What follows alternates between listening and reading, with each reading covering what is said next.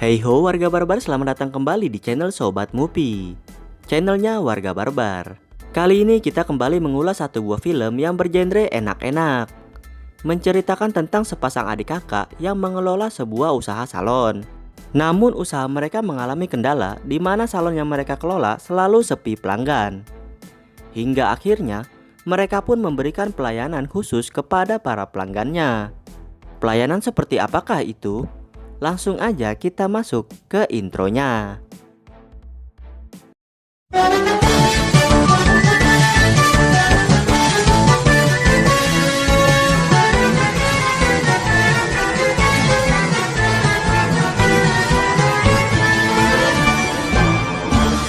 Di awal film, kita diperlihatkan seorang wanita yang sedang menuju salon milik kakaknya. Perempuan tersebut kita panggil saja dengan nama Santi. Dan ini kakaknya yang bernama Rosa. Di sini Santi mengatakan kepada kakaknya, jika salon yang mereka kelola ini selalu sepi, bisa-bisa bangkrut dan gulung tikar. Sementara itu, Rosa juga terlihat kebingungan. Diketahui ia juga pusing karena memiliki hutang yang cukup besar kepada seorang rentenir. Tak lama kemudian datang seorang pria ke salon mereka. Tapi sialnya, pria tersebut ternyata bukanlah seorang pelanggan, melainkan hanya ingin menanyakan sebuah alamat rumah kepada mereka. Keesokan harinya, saat Rosa sedang di salonnya, datang seorang om-om rentenir yang menagih hutang-hutangnya. Akan tetapi, karena salonnya sedang sepi pelanggan, Rosa meminta waktu lagi untuk membayar hutangnya kepada om rentenir tersebut. Scene beralih ke Santi, terlihat ia sedang melamar pekerjaan ke sana kesini. Namun tak ada satupun yang mau menerimanya kerja, sehingga membuat ia semakin frustasi. Mereka berdua pun akhirnya frustasi dengan hidupnya masing-masing. Singkat cerita, Santi mengajak kakaknya ke suatu bar untuk mabuk-mabuk ciu sambil membicarakan masa depan salon kakaknya tersebut. Di sini Santi mengatakan kepada kakaknya bahwa harus ada suatu terobosan baru untuk menambah pelayanan kepada para pelanggannya di salon tersebut, agar salonnya itu semakin maju dan banyak pelanggan. Keesokan harinya, Santi datang ke salon kakaknya dengan dandanan yang cukup menor untuk memulai rencana gilanya, agar salon kakaknya itu ramai dan banyak pelanggan. Di malam harinya, terlihat seorang pria datang ke salonnya untuk menjadi pelanggan pertamanya.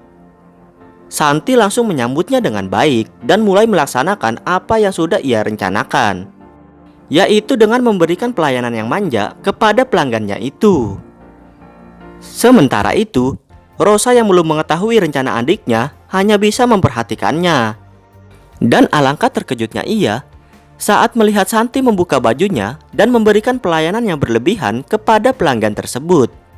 Di mana pelayanan berlebihan tersebut adalah memberikan pelayanan mantap-mantap dan pijat plus-plus kepada pelanggan tersebut. Dan pada akhirnya, mereka pun bermantap ria. Setelah selesai bermantap-mantap, pelanggan tersebut pun membayar dengan harga yang cukup mahal. Kemudian mereka berdua sangat senang karena baru 1 hari menjalankan plus-plus sudah mendapat penghasilan yang cukup besar. Lanjut saat mereka di rumah, Rosa meminta adiknya untuk mengajarkannya cara melayani dan memuaskan pelanggan. Mendengar hal itu, Santi kemudian mengajarkan sang kakak dengan sebuah pisang. Dan otak saya pun ikut traveling melihatnya. Keesokan harinya, terlihat seorang pelanggan baru datang ke salon mereka. Pelanggan tersebut bernama Yadi. Kemudian Rosa yang sudah diajarkan oleh adiknya itu mencoba untuk mempraktekannya dan melayani si Yadi dengan manja. Singkatnya, Rosa pun memberikan pelayanan plus-plus kepada Bang Yadi, dan mereka pun bermantap-mantap.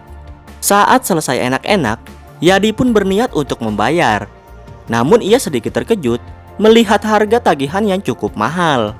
Akan tetapi, saat Rosa mendekati dirinya dan merayunya, Yadi pun menjadi tak keberatan dengan tagihan yang sudah ditentukan. Di malam harinya, terlihat mereka berdua sangat senang dengan penghasilan hari ini. Singkatnya, mereka lalu pergi ke suatu bar untuk merayakannya sambil minum-minum ciu dan makan tongseng. Keesokan harinya, terlihat Bang Yadi kembali ke salon mereka. Diketahui Bang Yadi ketagihan dengan servis dan goyangan manja si Rosa. Pada akhirnya mereka pun kembali melakukan mantap-mantapan. Singkat cerita, kabar tentang adanya salon yang memberikan servis plus-plus mulai tersebar luas dengan cepat. Sehingga hari demi hari, salon mereka selalu ramai. Dan di sini terlihat para pria hidung belang sedang mengantri untuk diservis otongnya. Santi dan Rosa pun terlihat sedang sibuk untuk melayani mereka satu persatu. Beberapa hari kemudian, terlihat Santi sangat senang karena kini ia berhasil membeli sebuah apartemen dengan harga cash tanpa harus KPR. Begitu juga dengan Rosa yang sedang mendatangi om-om rentenir itu untuk melunasi hutang-hutang pinjolnya. Dan akhirnya, ia pun terbebas dari jeratan hutang pinjolnya. Lanjut malamnya, saat salonnya ingin tutup, tiba-tiba mereka kedatangan seorang pelanggan pria yang masih berondong. Pria di bawah umur tersebut kita panggil saja dengan si Boy. Di sini Boy sedikit kaget kenapa cewek di salon itu pakaiannya sangat menggoda iman sekali. Tanpa pikir panjang, kemudian Santi dan Rosa melayani Boy dengan penuh kehangatan. Sementara itu, Boy hanya bisa pasrah diberikan kehangatan oleh mereka berdua sekaligus. Singkatnya, saat mereka sudah selesai dan Boy ingin membayar, mereka berdua pun terkejut dengan uang yang diberikan oleh si Boy karena tidak sesuai dengan total tagihan yang mereka berikan kepada si Boy. Lalu si Boy mengelak dan beralasan ia tidak pernah meminta untuk diberikan pelayanan mantap-mantap. Ditambah lagi, ia hanya membawa uang segitu saja.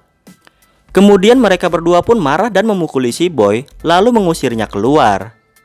Keesokan harinya, si Boy yang tidak membayar pelayanan servis plus-plusnya terlihat kembali ke salon mereka. Melihat hal itu, Santi langsung menghampiri dan menanyakan mau ngapain datang lagi ke sini.